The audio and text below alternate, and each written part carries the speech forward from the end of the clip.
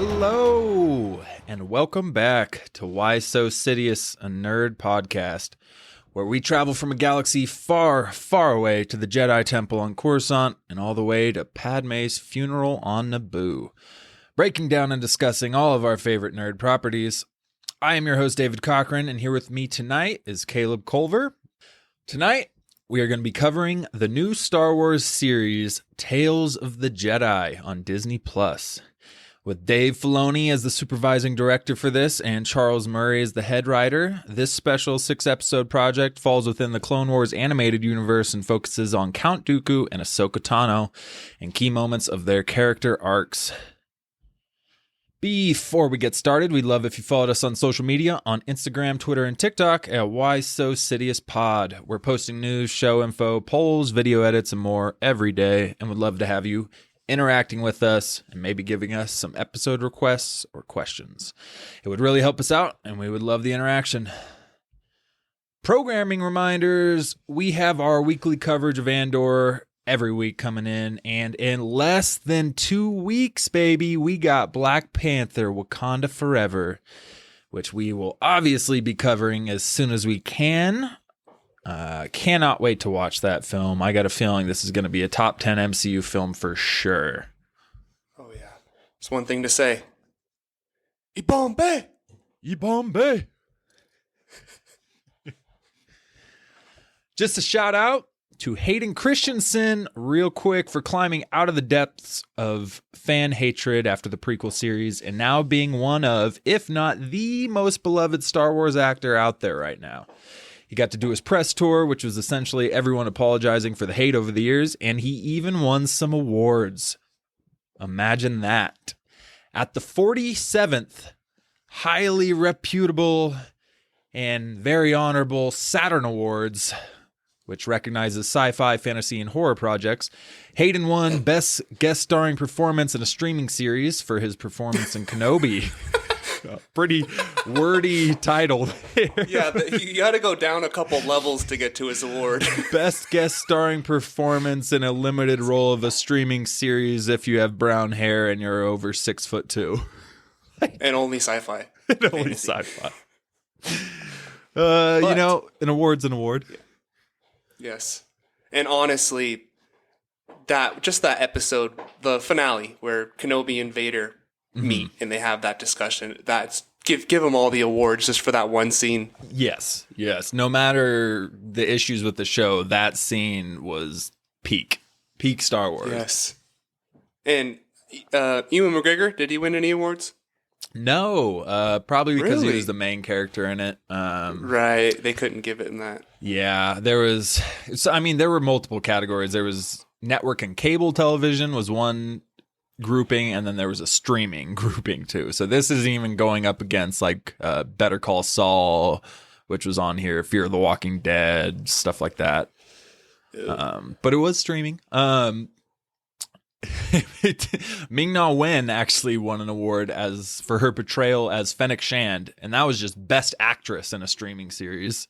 She beat out Millie Bobby Brown for Stranger Things, Elizabeth Olsen's WandaVision, Erin Moriarty's The Boys as Starlight. I mean, I don't know about that one, but she beat out Millie Bobby Brown, bro. Like, This must be some understand. Like Star Wars voters. Dude, I'm sorry, Ming-Na Wen. I like you. I like your portrayal as Fennec Shand. Book of Boba Fett was not good, and you didn't beat out Millie Bobby Brown. But you know what? Whatever. Star Wars award, I guess. But yeah, I was wondering if The Boys would be included. Yeah, they're on here. Which, yeah, that's streaming, okay. I guess. Yeah, and they didn't win anything. Miss Marvel won stuff, Moon Knight won stuff, Umbrella Academy won stuff. This has to be Disney. The Boys didn't Disney's win behind anything, this, bro. They have to be.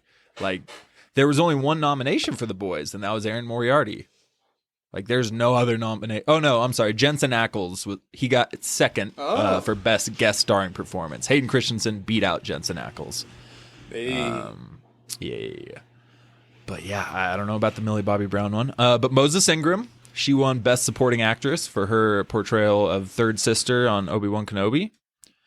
She didn't really beat out any notable people, to be honest. She beat out Daniel Brooks from Peacemaker, who was Leota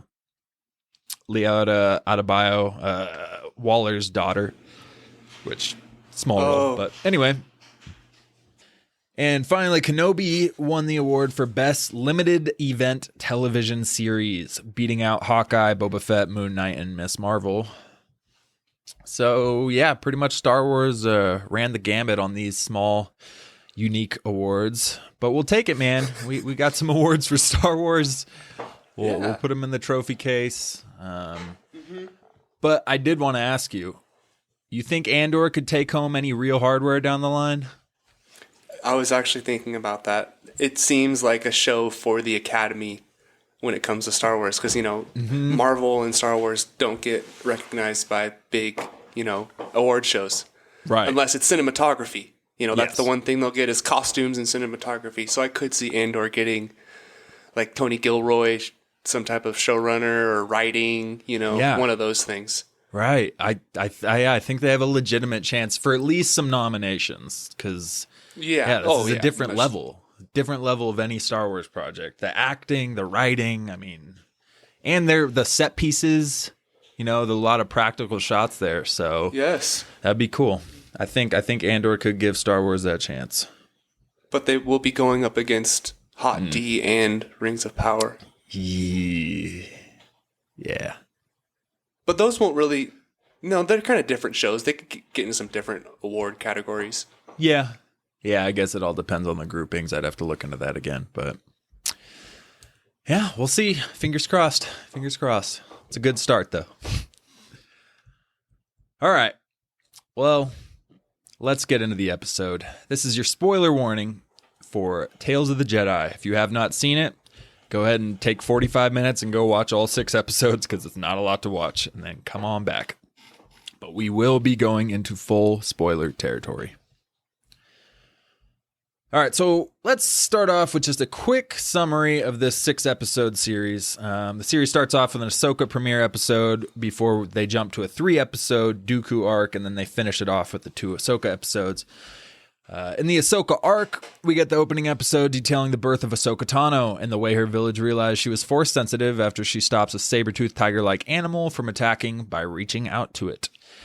When we come back to Ahsoka's arc, we see her at the Jedi Temple being trained by a strict Anakin Skywalker, preparing her Drained would work too. Yeah, drained and strained and, trained. By a strict Anakin Skywalker, preparing her for the final episodes of Season 7 of The Clone Wars. We wrap her arc up with an episode after Ahsoka has abandoned the Jedi Order and fighting the good fight, where an Inquisitor discovers her hiding out among a village, and we get a short and sweet ending fight that leads to Ahsoka rejoining the fight for good. Over in the Dooku arc, we start out with a young Dooku and an even younger Qui-Gon Jinn investigating a kidnapping of a senator's son done by the very own people of the senator. After being sick and tired of terrible life conditions and being neglected completely by the Senate, we get our first flashes of a dark side of Dooku here and Qui-Gon witnessing it. We then shoot forward into time and join Mace Windu and Dooku on a mission to retrieve the body of a fallen Jedi Master Khatri, only discovered that the people who called them were the ones behind the murder. Tensions rise, and Dooku and Windu take out the soldiers while seemingly losing trust in each other. Mace sees a dark side to Dooku, and Dooku sees a teacher's pet side to Windu. And we wrap up. What's up? Fuck Mace. I have no joke, though. That's always been my stance on him, and it always will be.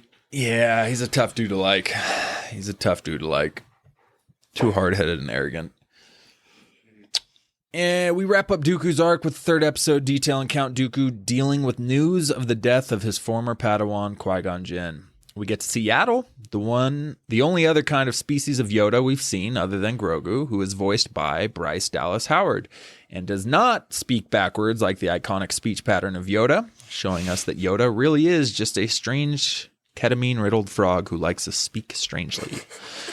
We see Dooku fall away from the Order, and he eventually joins Palpatine before sealing the deal with the murder of Yaddle and the indoctrination of Dooku into the Sith by Emperor Palpatine.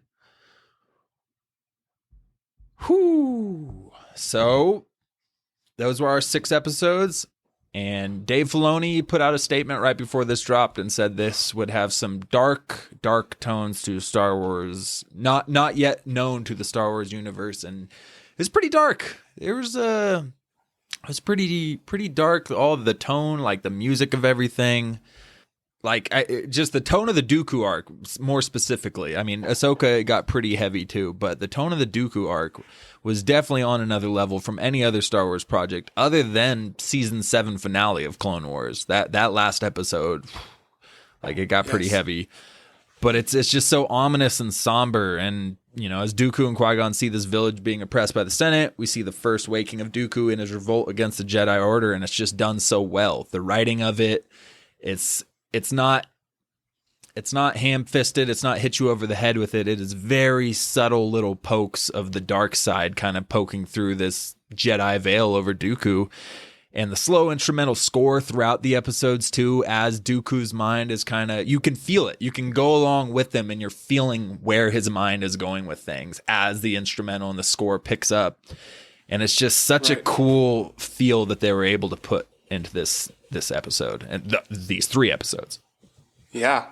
And this is like a new side of Dooku we haven't seen before, because obviously in Attack of the Clones, he's already Darth Tyrannus. And this is like a whole new side. In Attack of the Clones, there is the one scene with Obi-Wan where he says, you know, I do miss Qui-Gon as well. Like, you know, he was my Padawan once. And you're kind of like, okay, like, that's kind of weird. And then at the end, Yoda kind of has that thing where he says, you know, you were my Padawan, you know. So you're like, okay, like, there's a little... Dooku used to be a Jedi here, but we don't really know much, and he dies in the beginning of the next movie.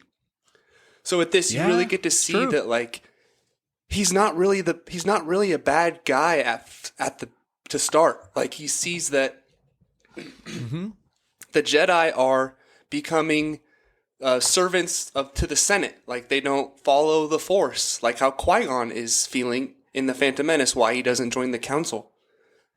Right. And Dooku's about the people. Like, he even the people that they put in jail. He tells the guy, you basically did the right thing, and you need to keep your people strong. You know, that's the only way you can overcome the oppression, basically.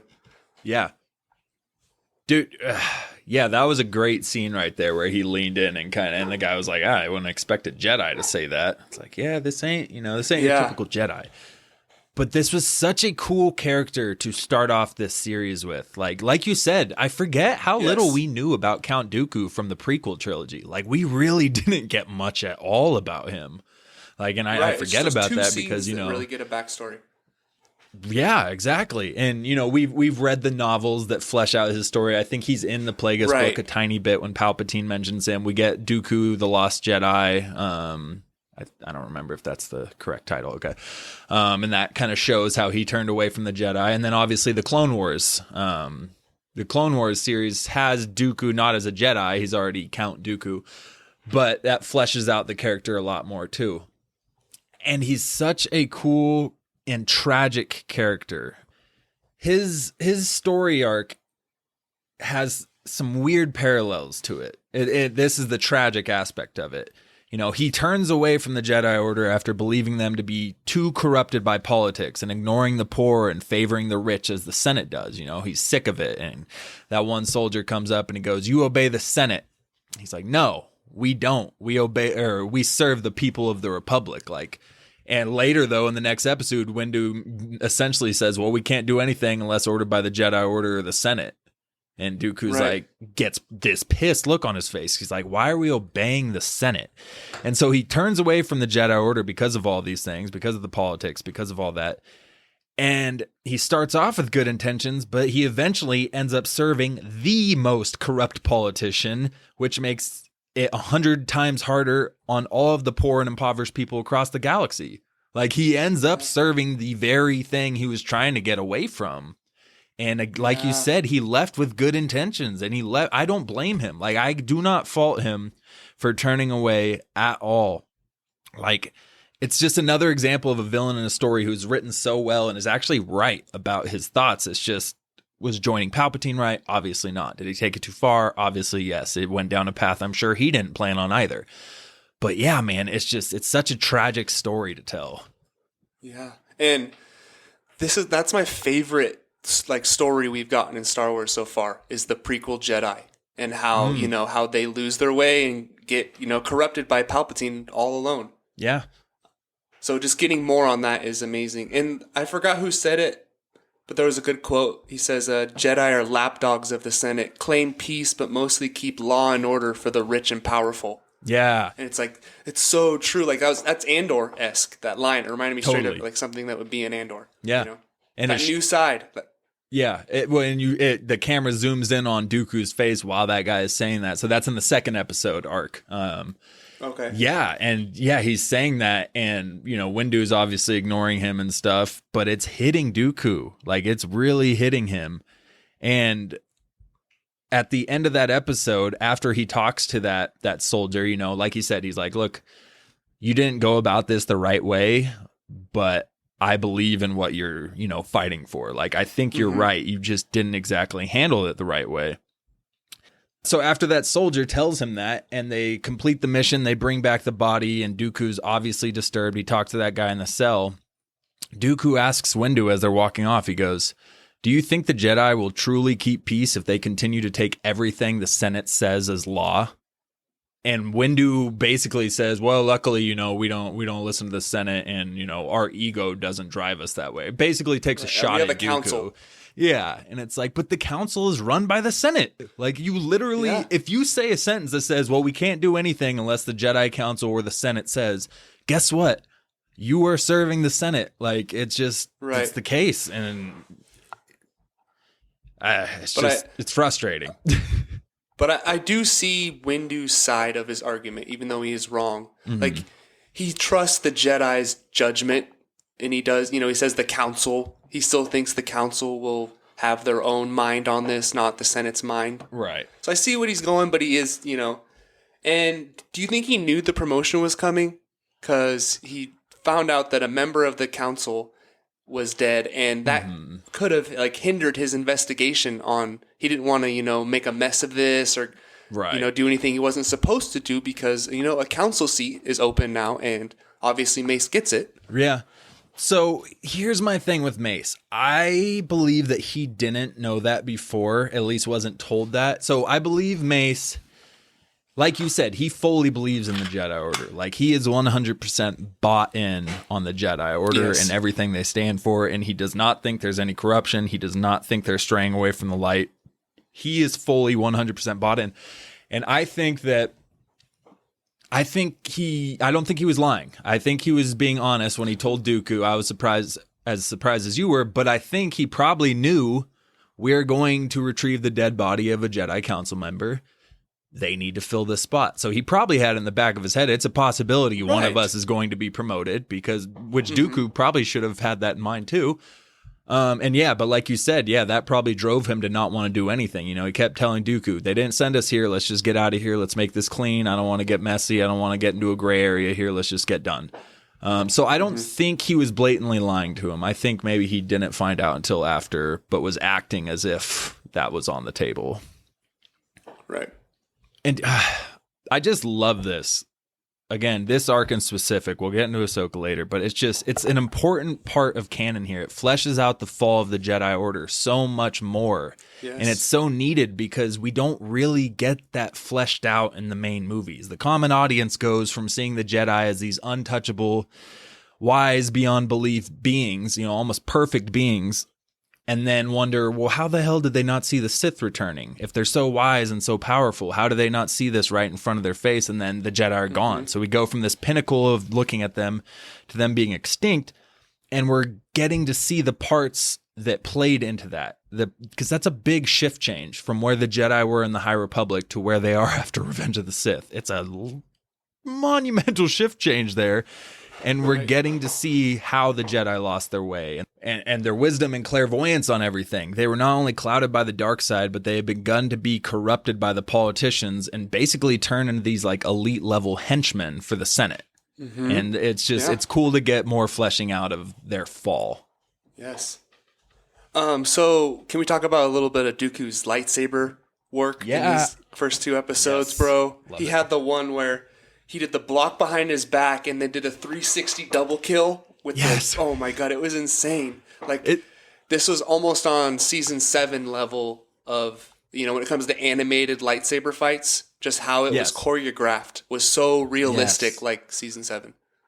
Short of having people actually being stand-ins like they did with Maul and Ahsoka in season 7, this was as good as you could get it. This was beyond the Clone Wars seasons, and those fights were good, and obviously Palpatine against Maul and all that stuff, like those were good fights, but they still had a very animated twist to them. Whereas this Dooku and Windu fight, like it looked almost like you said real. Like it almost looked like good enough to be real actual movements of people. And after that little combo, he cuts that tree in half and then force pushes it and just crushes the soldiers with the tree.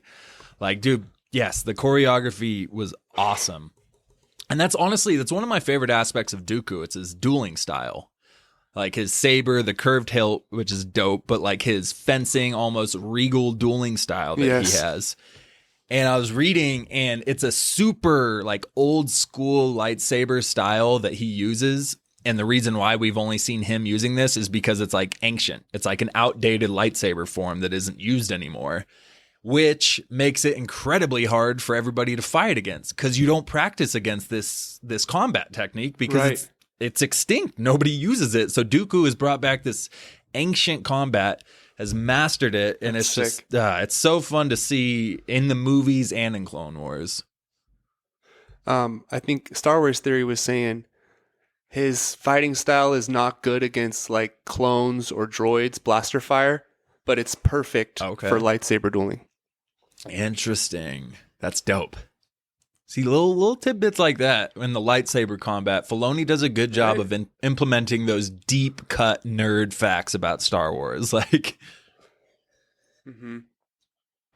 And I'm surprised he kept his hilt. So he changed it red. He bled it and kept the same hilt, huh? Yeah. Maybe same crystal too and everything. Yeah, he kept the same setup. Yeah. Yep, bled the crystal, which is dope, which also we'll get into bleeding crystals a little bit more with the Ahsoka arc. Hey. A few cool voice cameos in the first episode with Qui-Gon and Dooku. Qui-Gon was actually voiced by Liam Neeson's son, which I thought that was cool. So they did a young Qui-Gon being voiced by the actual son of Liam Neeson. And the old lady villager who Dooku is talking about in the tent is voiced by Vanessa Marshall, who voices Harrison Dula in Rebels. So we got a Harrison Dula voice cast. We got that. And then the Inquisitor, actually, in the Ahsoka episode, was voiced by the one and only, and possibly like one of the most iconic voice actors out there, Clancy Brown. This full, I swear, this full voice cast in so many things. He's Mr. Krabs, most of all. Right. Mr. Krabs. He's Surtur in Thor. He's that guy in Mando, the fucking Zabrak. Yes, yeah. He's the big henchman guy in the Mando, in the prison. In the prison break, yeah. I know I'm forgetting. He's in a ton of stuff. I mean, he's obviously throughout Robot Chicken, but I know there's multiple, like, he's in Rebels. Ryder Azadi, that's right, the older rebel kind of leader guy who Ezra kind of looks up to. He's in that. I mean, this man is just in like a major project every year, and I love it. So he's like the guy who does the voice of all the clones. Yeah, that dude. Taylor D. Bradley, no, D. Bradley Baker. There you go. When it comes for voice work, Bryce Dallas Howard, it was a little shaky to me. Was like it? At times it sounded like, okay, this sounds like a mystic, Yoda creature. But then at other times it was like I was getting kind of Jon Favreau vibes, where when he voices a character, it's just his voice. And there were a couple times when Yoda was talking, and it was like, okay, this just sounds like Bryce Dallas Howard talking. Okay. It was like going back and forth. Like sometimes she had it and other times she didn't. Yeah. So I did pick up on like the difference I didn't pick up on it and like think, oh, that's just Bryce, but I did pick up on the good times. It was like, okay, she like sounds really good in that scene right there. Like it sounded like obviously not like Yoda, because Yoda's, as we now see, one of a kind speaking. But okay, interesting. I didn't notice that. But it does bring up the fact, it does answer that question about Yoda and his dialect. We've always wondered, is that his species? Or is that just this weird-ass dude speaking like that? Apparently, it's just him, but there was a statement from Frank Oz, who was the original portrayal of Yoda in the original trilogy. Right. He said that Yoda's dialect is in honor of his former master. Whatever that means, I don't know. We might see that in the High Republic stuff. Who knows? But, yeah, no Yoda dialect from Yaddle. And I guess that confirms that Grogu will most likely talk normal. Yeah, which is probably a good thing, honestly. Let's just leave the Yoda dialect to Yoda and we'll move on from there. But in the archives. So this was super funny. He's in the archives and I was literally thinking like the Jocasta Nu joke where it's like, if it's not in the archives, it doesn't exist. That meme? And then he literally goes over to the Camino file and deletes it. Yep. So when Obi-Wan tries to find it in Revenge of the Sith, yes, or is it Attack of the Clones? Attack of the Clones. It's not there. So that was kind of answering that question of, it's gone. It's not there anymore. But obviously it exists, and it was using Sifo-Dyas's password. I was gonna ask, yeah. So, and that's again who the clones or who the Kaminoans say. Yeah, we're following orders from Jedi Master Sifo-Dyas to create this clone army, and that fleshes out Dooku and Palpatine's involvement. Right, and Palpatine put those thoughts in Sifo-Dyas's head, was like messing with them the whole time. Yeah, yep. And that, on that point, so that happens the same day Qui-Gon and Obi-Wan bring Anakin to the temple for the first time. Right. Because this is right after their conflict on Tatooine, and, Dooku's talking to Qui-Gon, and he's like, Sith Lord? You encountered a Sith Lord? Yeah. And so, and Yaddle's on her way up to probably go to the meeting with Anakin there. Mm. But yeah, so we see Dooku stating that he's been warning the Jedi of the Sith and this darkness that's been coming for years, and they've just been ignoring him. So it's like, oh my gosh, okay, so they have been being warned. Like, it's not just they missed the sense. Like, Dooku's been out here telling you guys there's a darkness out there, and y'all have just been ignoring it and saying impossible. It's just like, I'm surprised Dooku lasted this long. I would have left earlier. Right. It was also a cool little throwback, at least. So Dooku's talking to Yaddle, and he's a little preoccupied, and Yaddle asks him what's wrong, and he kind of sentimentally says that, Padawans grow up so fast. And she goes, such is the way of things. And it just totally reminded me of the iconic line from Yoda to Luke in The Last Jedi, the scene that always makes me tear up without fail every time I watch, where he says, we are what they grow beyond. That is the burden of all masters. And it just totally brought me back to that line there. Right. And there was there was a lot of parallels with lines in this. In the first Dooku episode, Dooku says, "You're a much wiser man than me, Qui-Gon Jinn." And this is exactly what Qui-Gon says to Obi-Wan in Phantom Menace. He says, "You're a much wiser man than me, Obi-Wan," when they're on Naboo there. And there's something else too, but there was a few like kind of callbacks and parallel lines there. Or even Obi-Wan to Anakin, you will be a much greater Jedi than I will ever be. The last time they see each other before they fight. Yeah. And that was Qui-Gon's death, when he's just standing looking at that tree. That was such an amazing scene. Yeah. With the score and how the CGI, and he said he used to bring him here as a boy. Like, was born on Coruscant. All he knows is steel and stone. And to see this tree of life in the middle of Coruscant is just like a miracle almost. Right. It reminds me of the tree in Minas Tirith and Gondor, the white tree up in the courtyard. Numenor, there's actually, yeah, exactly. So that tree in Minas Tirith and Gondor, quick sidebar, it comes from a sapling from the tree in Numenor. So, little deep cut canon here. That tree in this Jedi temple has some significance. So when the Emperor wiped out the Jedi Temple, he destroyed all the Jedi relics. But for some reason, he kept some branches from this tree. And in the book Shattered Empire, Luke ends up recovering these branches. And he gives one of these branches to a man known as Kes Dameron on Yavin 4. And he plants it there. This is Poe Dameron's father. So it's all connected. Big deep cut there. That's stupid as fuck. What if I told you that Poe almost burned the tree down when he was a kid? Would that flesh it out for you a little bit more? Wow, that's, oh my God. Disney, that is amazing storytelling. Is Shattered Empire, I didn't even look it up. Is that Legends or canon? Well, if Dameron's in it, right? Came out 2015. Yeah, it would have to be canon. Which I get, and a lot of people are speculating from that, like Poe Dameron is force sensitive. Luke, blah, blah, blah, gave his parents this force dark tree. side. I don't know. Trying to burn the shit down. This tree of light. Yeah, Poe almost burned it down to the ground. The last vestige of the Jedi Temple. So we skip ahead to Dooku, going to a place that is known as the Works, which is actually where Palpatine often trained Darth Maul in secret in this little area, right. This little hideout over there.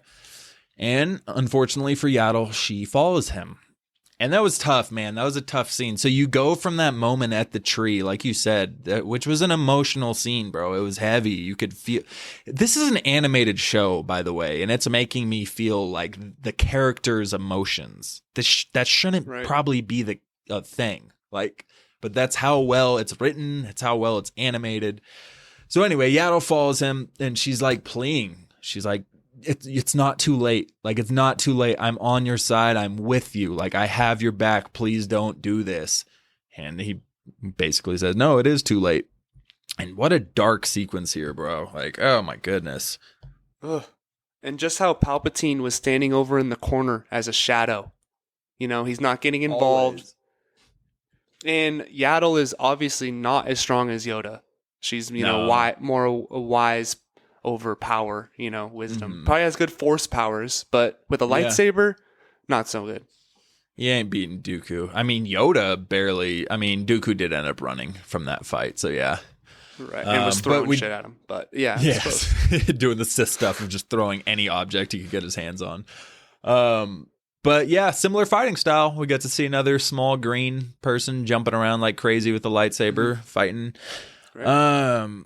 So this was actually Ian McDermott voicing Palpatine, which was kind of cool because he doesn't voice him in Clone Wars. So they got Ian McDermott back to voice him in this, which he barely said anything, but they got Ian back. And it started off, I forgot, before Yaddle even gets there, we get Dooku pissed. Yeah. He's like, you've gone too far this time, man. You've gone too far. And Palp's classic Palp, he's like, I don't know what you're talking about. Like, what do you mean? He's like, we each lost a Padawan today, so it's even. Yeah. And so it's tough because, we know, like you said, when Dooku was talking to Obi-Wan, he was like, look, I'm mourning Qui-Gon's loss too, and I believe he would have joined me. I believe he would have understood my cause. And Obi-Wan kind of laughs at him, is like, you're crazy. But it's like, Dooku fully, sincerely believed that, because Qui-Gon has a thing for not following the Jedi rules very strictly. He's kind of in the gray area with a lot of his beliefs when it comes to the Jedi Order, and that's why he denied being on the council, like you said. And so Dooku sincerely believed that Qui-Gon would join him, and Dooku really sentimentally feels for him. Like, obviously, his death hurt Dooku here. It wasn't just a Master and Padawan thing. Like, this was a big loss to him. But Palpatine either didn't believe he would, or he believed that he would only be loyal to Dooku and not himself, and he didn't want that. He doesn't need a Jedi that he can't trust to obey his every wish and that he can't corrupt into the rule of two and all that. So he got rid of him, but man. Well, Palpatine likes putting his apprentices through pain, and torture, suffer, brings them closer to the dark side. That's true. So losing his closest attachment right there. Yeah, that's exactly what Palpatine wants. That was textbook actually right there. Yeah.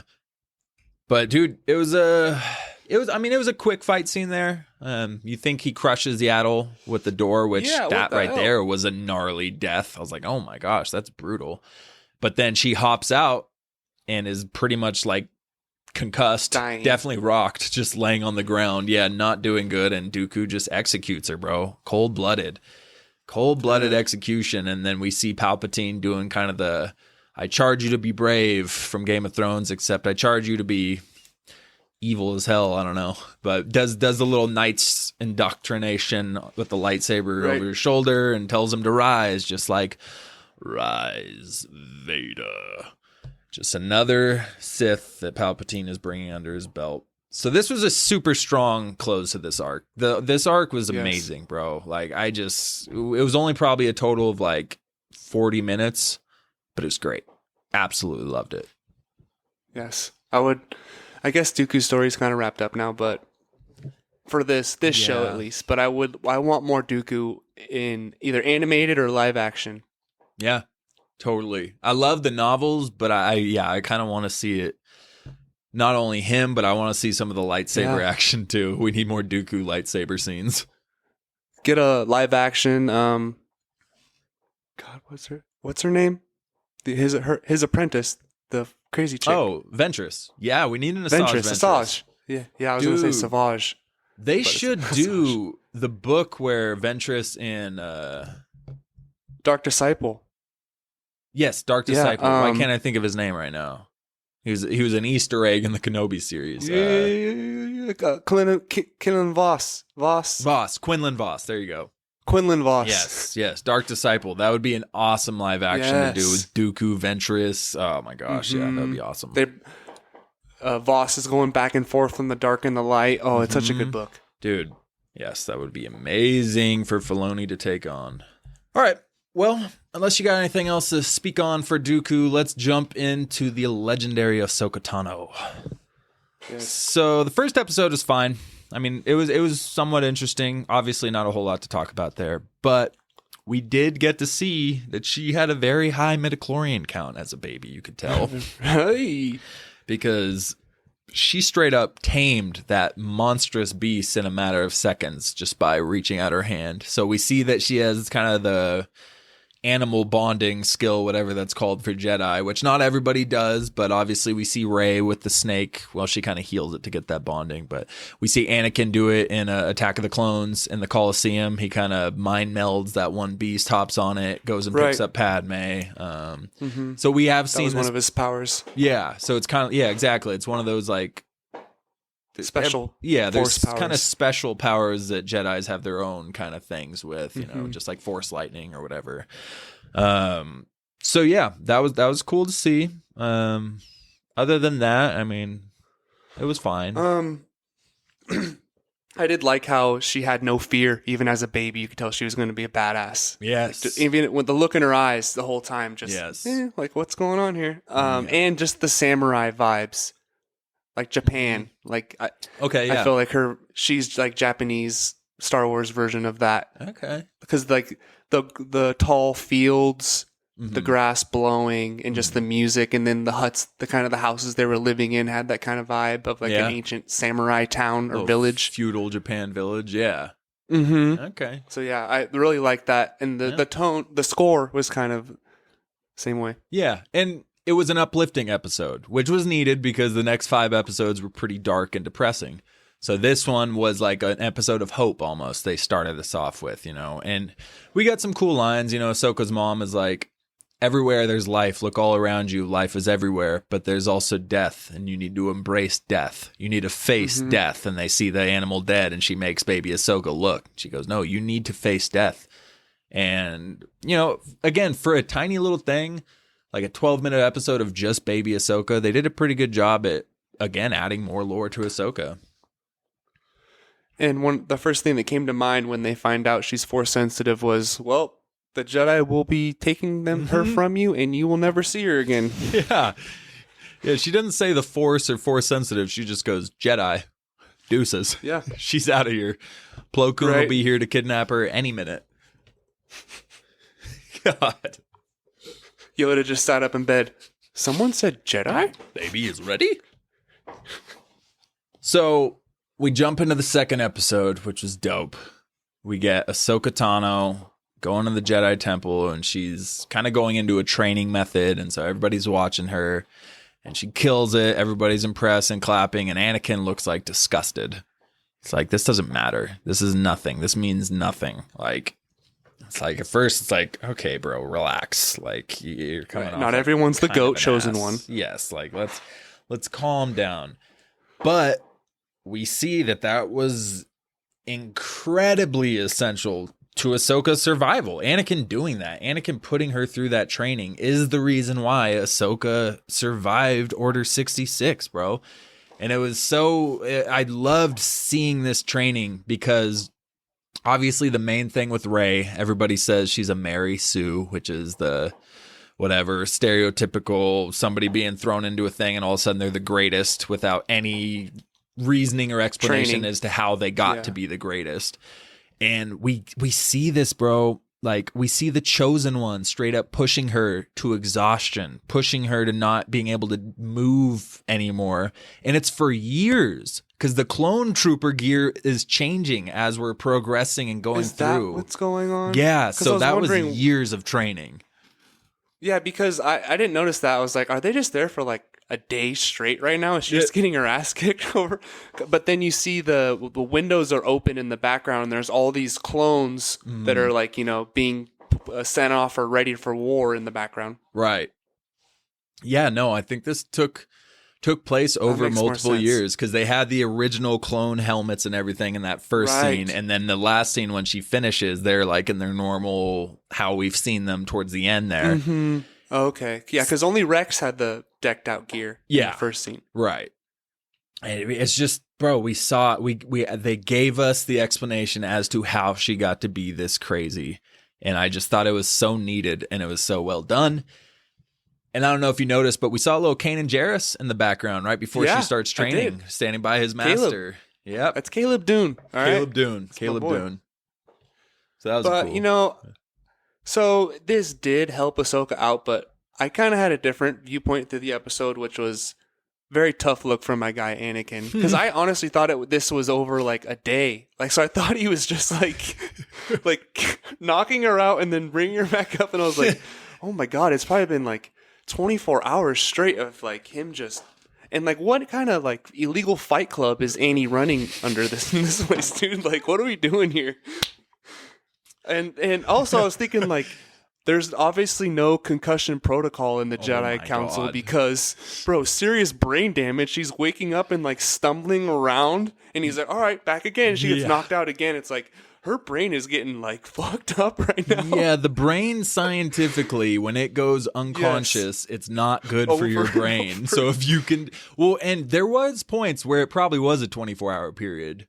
Like, they skipped years over the whole entirety of it, but there were scenes where I think Rex was like, how long's she been out? He's like, a few hours. All right, you ready? It's like, wait, she's been unconscious for a few hours and you're just sending her right back in there? Like...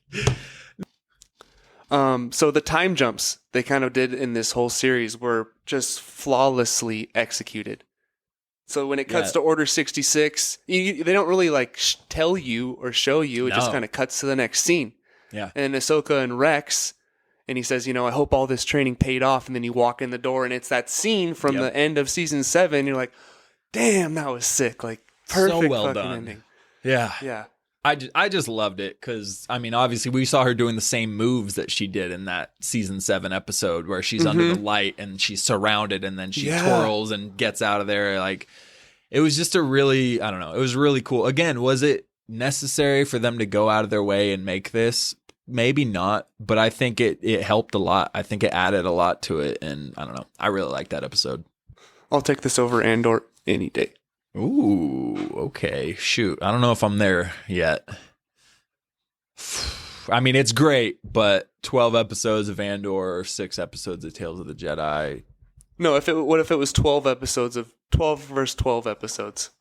Okay, yeah, I'd probably be more entertained with Tales of the Jedi. This has been so good. Right. Like, Andor's been great, but when Clone Wars is done like this, and it's not the early seasons, and it's done this well. Again, dude, the animation, I was texting you. I was like, dude, These shots of when Windu and Dooku land on their ship in Coruscant, it looks more real than the CGI in Attack of the Clones and Revenge of the Sith and their Coruscant shots. Like, it's an animated cartoon, and it looked more like a real-life shot than the stuff in the prequel trilogies did. It's just incredibly beautifully done. Sorry. And Padme's funeral on Naboo is also gorgeous.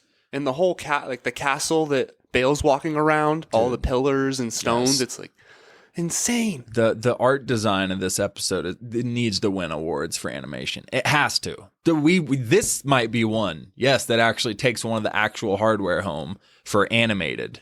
Because, dude, I don't know. It was just incredible. You think it was, like $1 million an episode? I don't know, actually. That's a good question. I don't really know how much the CGI and all that. Because I wonder if that's why they were. I wonder if that's why there weren't 22 minutes like a Clone Wars episode, because the animation is just unreal. Yeah, no, that's true. Because that would be my biggest nitpick is, even with season 7 of Clone Wars, there were episodes that were just complete filler, and nonsense. Like, in these episodes, you could have just added an extra 5 to 7 minutes to each episode and made it, 20 to 24 minutes. Mm-hmm. It would have been so much better. Because it was like the training scenes. It was a 10-minute episode with credits. Yeah. That's true. That was the shortest one, right? Because it was literally just the training sequence. Yeah, okay. Uh-huh. All right, let's touch on this last episode here. So we got Ahsoka in hiding, and one of the starving village people, I think, calls up the Inquisitor on her. I don't recall how the Inquisitor actually ended up getting to this village that Ahsoka is essentially laying low in. Yeah, it was that when she's leaving, the guy that says, "May the Force be with you." Yeah, and she looks back. Oh, that douchebag that kept staring at her all the time after she saved she saved the other guy. Right. No, Classic. she saved the other guy. Okay, the other guy. Which is Fallen Order, classic. Cal uses the Force to save a guy, and Inquisitors find him out. Mm-hmm. Keeps happening. And stinking Jedi. And that was a girl that she saved. It looked kind of like a guy, but she had a girl's voice. I thought it was like the guy's sister or something, but I'm not sure.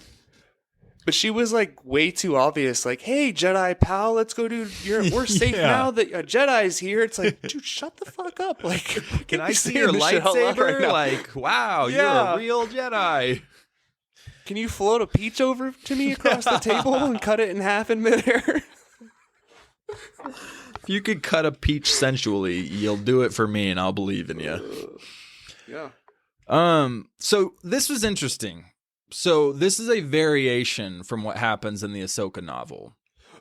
I was going to say, so this is just like the novel. Yes. With even her going to the farm, right? And yes. So all of that. Private. Right. All of that. So the only thing that differed was the fight itself. So in the fight, both times Ahsoka is unarmed when this Inquisitor comes to find her. But in the novel, I believe the Inquisitor is spinning the blade coming towards her, and I believe she stops it with the Force and explodes the saber in half, and it blows up in the Inquisitor's face. I'm pretty sure that's what happens. That is what she does. And then she takes those kyber crystals, which it was a dual wielding saber. The kyber crystals drop, and she cures them. So if you're not familiar, real quick, kyber crystals are obviously what powers a Jedi's lightsaber. But a Sith gets his lightsaber to be red by taking a kyber crystal and making it bleed, which is essentially they basically take a kyber crystal and they pour all their hate and anger and every dark facet of their body into this kyber crystal until it, quote unquote, bleeds. And that's what turns it red. So Ahsoka is known for basically healing this bled kyber crystal, and this is how she gets her iconic dual wield white lightsabers, as we see, in the future in Rebels and Mandalorian.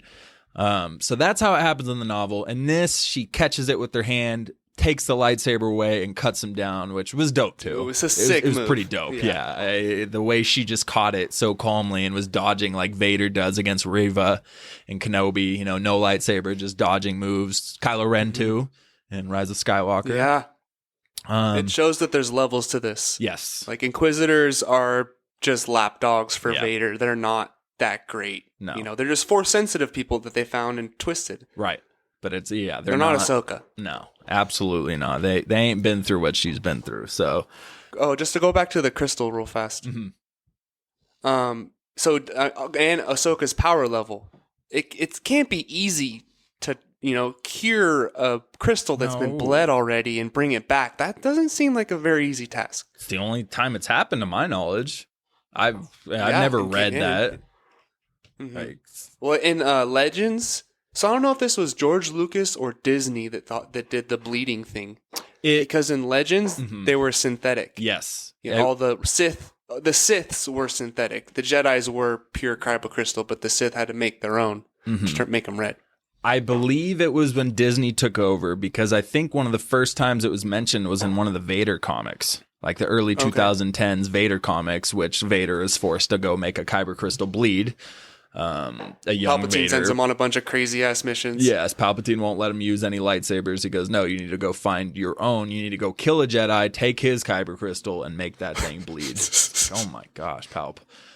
I mean, I guess you got to push your Padawans to their limits to have them achieve their full potential. Anakin does the same thing. Exactly. So, but I'm not positive. But I'm pretty sure Disney was the one who made that change. So Vader in that comic's thinking now, damn, I shouldn't have been a dick to Ahsoka all those times. So this is how that feels. And then Obi-Wan Kenobi jumps out of nowhere and cuts half of his mask off. He says, I have the high ground. Oh, shit. Going back to the fight, this is where the samurai vibes came back to me too. Because it's like, you know, the village has been like sacked and burned by the other tribe. Right. It's all on fire and they're just fighting in the center and there's fire all around them. Oh, I loved it. Another beautiful shot. Multiple iconic still shots that are going to come out of the series, but yeah, that was definitely one of them.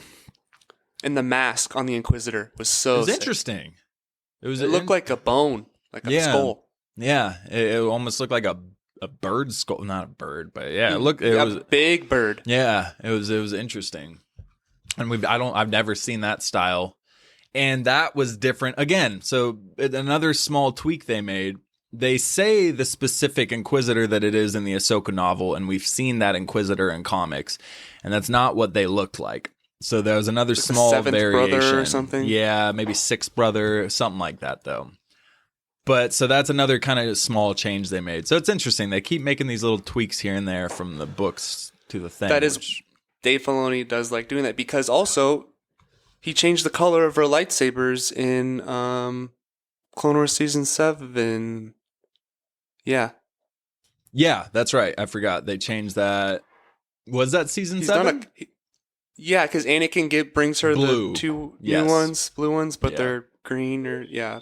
So he's obviously, and they've always said anything on TV, live action or animated is, you know, takes rule over books and comics. Oh, okay. Well, that makes sense. Just like, you know, to clear up confusion, just like in Fire and Blood, George R. Martin said, you know, anything that happens in the show of House of the Dragon is canon compared to the book. So clear stuff up.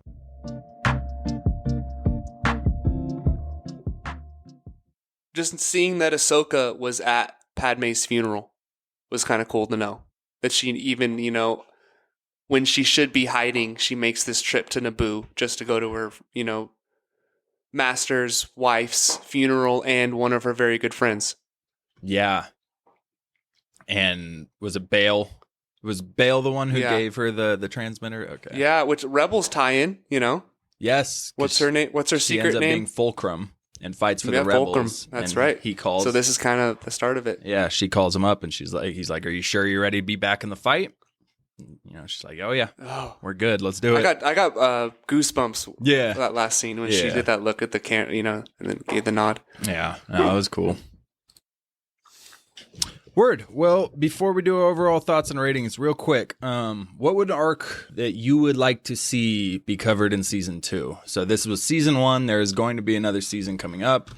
What's an arc of a Jedi you'd like to see? I have 2 choices, and then I'll throw out one other one too. Would be Tales of the Sith. A show about that would be sick. I didn't think about that at all. I love that. Okay. But what I would like to see is Anakin and Obi-Wan in between episodes 1 and 2. No way. It's the one I wrote down too. It's exactly what I wrote down between Phantom Menace and Attack of the Clones. Yeah. Because we haven't seen that. And that's a big gap. It's the 10 years. Yeah. Or no, 7. Or, 10, 8, 10, whatever. Yeah, 7 or 8 I think it was. Because I think it was like 18 in Attack of the Clones. Yeah, dude, there's so much stuff. There's so many like monumental like life changes that could be happening with Anakin as he's going through those years and all the like. Yeah, there's a ton of stuff that could touch on that, and you could easily get Ewan McGregor and Hayden Christensen in as the voice. Dude. Or the 2 Clone Wars guys are great at it too. Matt Lantern and I forgot the other guys. Is Obi-Wan's voice D Bradley Baker's the clones? I don't remember who Obi-Wan's voice is, but he's another famous voice guy. James Arnold Taylor. Another 3-name thing. Taylor. Yeah. There you go. That's what they do. That's what they do. Do you have another one? Luke and young Kylo. That would be cool. Okay. Which they kind of briefly touched on in the Kylo comics, but not nearly enough. There's still a ton of stuff to be done there. Yeah. Throw a little Snoke in there or something. Yeah. Or just like it would be just Luke seeing hints of the dark side in Kylo and then worrying and, changing the way he's training him. Right. That would be sick. That'd be a whole dope. arc about it. Yeah. I would also be down. Now, well, this one doesn't count because we just got Dooku, but it would have been cool to see Dooku trained by Yoda because we find out that his master was Yoda. Yeah. So that would have been a pretty cool thing to see. Outside of that, this is small, but Luke and Leia, I mean, they're only 12-minute episodes anyways, so you could show Luke starting to train Leia. We get the brief glimpse and Rise of Skywalker. And Ventress wasn't a Jedi at a point, right? No, she was Dathomir. Was she? Yeah, she had the Jedi Master, that dude that was talking. Yes, that's in the Dark Disciple book. All right, so I'll take Asajj. He's always trying to bring her back to the light. That'd be cool. I'll take Asajj Ventress. That'd be cool. And Homeboy. Yeah. And Quinlan Voss. Yeah, my main one, though, that I only wrote down is Anakin and Obi-Wan in between, just because that's the one I want to see the most. But yeah. And Tales of the Sith. Tales of the Sith would be freaking awesome. They could do Darth Bane. They could do Revan. They could do Malgus. They could do all of these things in small amounts. And you can still go back and do a full fleshed out thing of them later. But you could just do a quick 10, 12 minute, show us how the Rule of Two is made. Like, that would be so sick. Or even Palpatine training Maul. Mm-hmm. Yes, definitely. Definitely. Or, Palpatine with Plagueis would be awesome, obviously. Like, there's so many cool Sith lines you could do. That's a great idea. You should hit up Filoni. I know. All right. Well, let's wrap it up with overall thoughts and ratings, as we always do here. Caleb, what was your overall thought about this? Well, I think you know that I loved it. This is right down my alley. All the Force, Jedi, Sith. And it was, the Clone Wars started off as a kid's show, and then they realized that kids aren't watching this. Sweaty Star Wars fans are, like us. So they progressed, to more and more of an adult show, and now this is, kids can watch this, but adults will have a better time watching it than a kid would, because we get to add it to all the other movies and shows we've seen, and it just connects things so well. Like I was saying, the time jumps were flawless. The CGI was amazing, even better than Clone Wars Season 7 somehow. Yeah. So for my Ahsoka arc, I have it rated at an 8.7. Okay. Because, they're a little bit shorter, and it was just, I don't know, it wasn't on the level of Dooku. Yeah. No, totally agree. But for Dooku, we have it at a 9.4. I like it. Okay. Like I said, I would take this over Andor. This is like the best Star Wars, the best Disney Star Wars product since Mando Season 2. Straight up.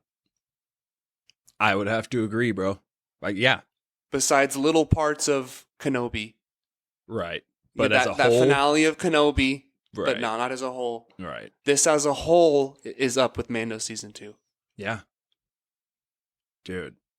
Which is so cool. Like, who would have thought? I didn't expect, when I first heard this thing being dropped, there's no part of my mind where I was like, oh, this is probably going to be like a 9 out of 10 show. This is going to be amazing.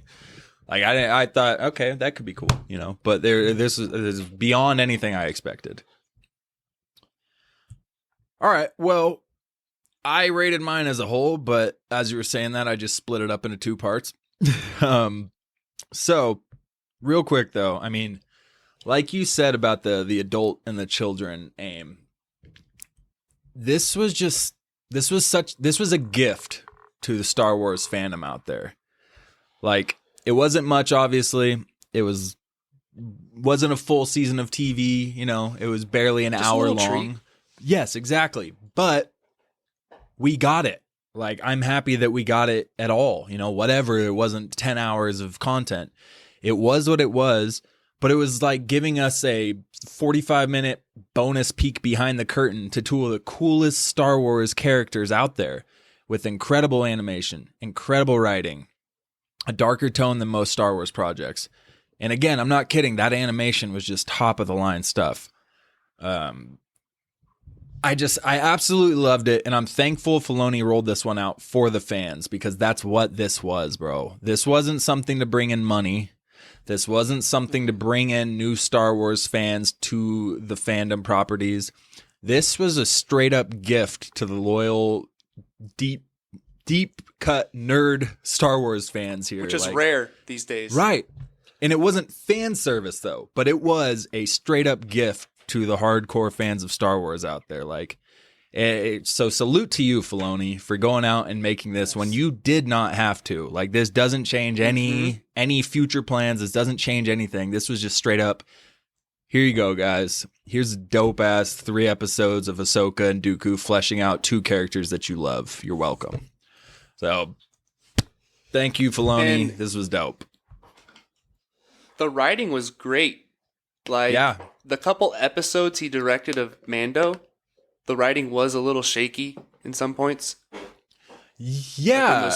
Like when the pilots were talking and stuff in the Mando episode. So right. It was Matt Lantern, actually, that was one of the pilots. That's right. Connection there. Yeah. So, yeah. So he did, like, I was thinking, like, damn, this is some good stuff. Because he wrote all of them besides the finale. Okay. Besides the Ahsoka finale? Mm-hmm. That's weird. I would have expected him to want to write that, but... I know. Interesting.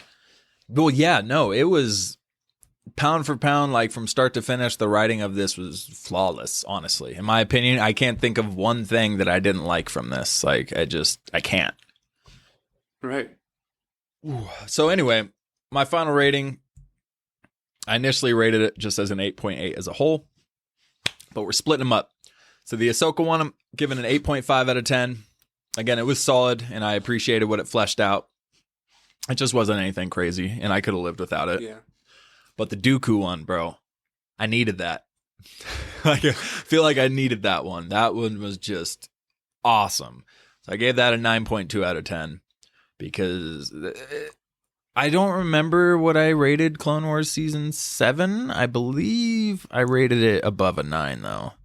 But, man, this one... We didn't rate it. We didn't? Oh, we just ranked it. We ranked it. That's right. Yeah. We got to go back and rate those things. Got to get our archive down. Right. But yeah, man, 9.2 out of 10 for this. This was just exceeded my expectations further than I could have hoped for. So, with that, that'll wrap it up here tonight on another episode of Why So Sidious, the Nerd Podcast. Thank you so much, as always, for joining us. Thank you to my host, Caleb Culver, for hopping in on this one with me. Again, we got Andor coming up. Comes out tomorrow, so we'll be covering episode 9. And in less than 2 weeks, baby, Black Panther, here we come. So go ahead, and in the meantime, while you're waiting for Black Panther to drop, go ahead and follow us on social media. Instagram, Twitter, TikTok at whysosidiouspod. Give us some interactions.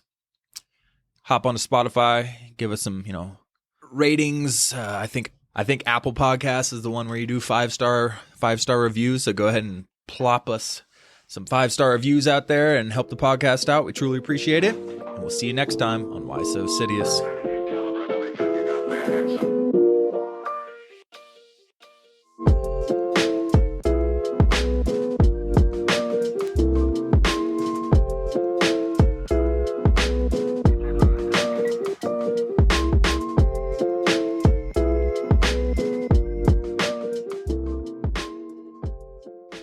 I have become more powerful than any Jedi, even you.